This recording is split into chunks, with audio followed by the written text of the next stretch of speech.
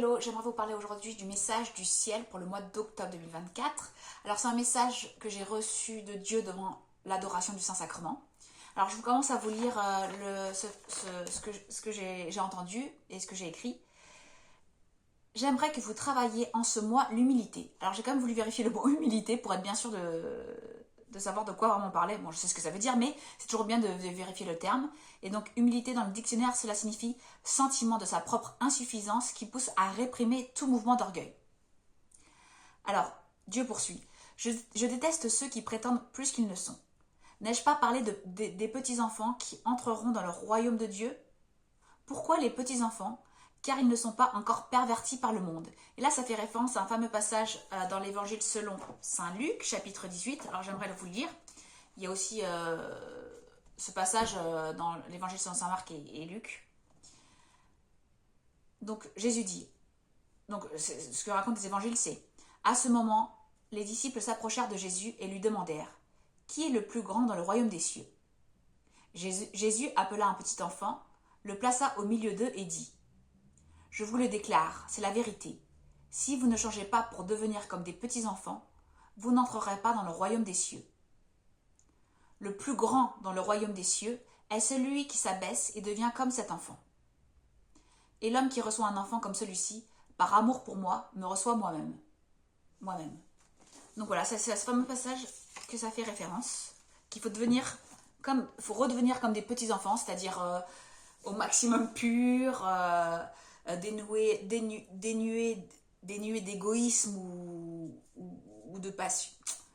J'allais dire dénué de passions mauvaises, mais on en a tous des passions mauvaises, mais bon, quand on est plus petit, on est censé quand même être moins abîmé par l'éducation, par le monde, par de fausses croyances qu'adultes. Et donc, Dieu poursuit. Quoique dans notre société, vous vous y prenez à un très jeune âge, donc pour les pervertir, les enfants. Il y a qu'à voir... J'étais étonnée de voir qu'au collège, au lycée, là, il y avait il y avait un concours pour le concours des lycéens, là, vous savez, des meilleures lectures des meilleurs livres pour les lycéens. Il y avait un livre qui avait vraiment des moments, des scènes pornographiques dans ce roman. Je sais plus comment, c'était une dame là, c'est une écrivaine qui a écrit. Ça fait quand même un peu de buzz. Et il y a vraiment des scènes de pornographie, de sodomie à destination des lycéens. Donc on se dit, oui, on s'y prend effectivement très tôt pour les pervertir, il n'y a pas de problème. Alors, donc je poursuis le message. Donc pour en revenir à l'humilité, il faudrait commencer par prendre conscience de tous vos manquements et faiblesses. Donc ça c'est important parce que ça fait vraiment référence à la définition que je vous ai donnée de l'humilité. D'abord se rendre compte de notre propre insuffisance. Donc là, Dieu insiste sur qu'il faut prendre d'abord conscience de nos manquements et faiblesses. Puis il poursuit. Il n'y a pas de mal à se reconnaître vulnérable. C'est le premier pas vers un rapprochement vers moi. Une fois ce pas franchi, nous pourrons aborder la deuxième étape. En ce mois avant la Toussaint, j'aimerais que vous méditiez mes paroles et reconnaissiez que, sans moi, il n'y a point de sainteté. Tous ces gourous de bien-être qui ne parlent pas de moi font fausse route, car je suis la source de tout et à la source de tout. Ceux qui avancent sans moi prennent des chemins tortueux et détournés, qui ne mènent pas à moi et à la lumière. Je vous laisse, peuple béni, je vous aime, Dieu Trinitaire. Donc vraiment ce mois-ci, c'est comme s'il nous donnait un peu un pas à pas, là, Dieu a effectué pour se rapprocher de lui. Et donc le premier point sur lequel il insiste, c'est vraiment l'humilité, la modestie.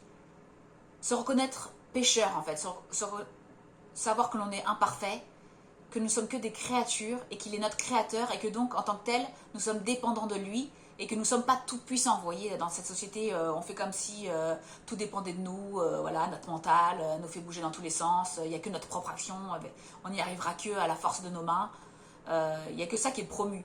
Et là, Dieu nous rappelle qu'en étant humble, on se remet à notre juste place de créature, de pécheur, et que donc qu'on doit attendre tout de Dieu, donc bien sûr qu'il faut agir, etc., mais que tout ne relève pas de nous, que nous ne sommes pas des dieux tout-puissants qui pouvons tout effectuer et que tout dépend de nous pour tout réussir dans notre vie ou sais pas comment vous dire, ça me fait penser à une collègue.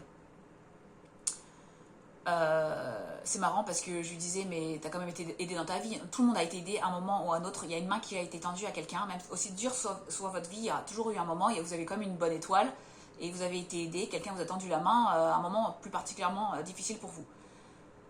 Même si ça peut paraître peu flagrant dans je sais pas, dans un océan de difficultés et de malheur, par exemple, il y a quand même toujours un moment, quelque chose qui fait qu'on peut être reconnaissant. Et elle me disait ah non, non, non, moi, j'ai tout fait par moi-même, je me suis toujours battue, tout ce que j'ai, c'est grâce à moi. Moi, j'ai jamais eu d'aide sur mon chemin.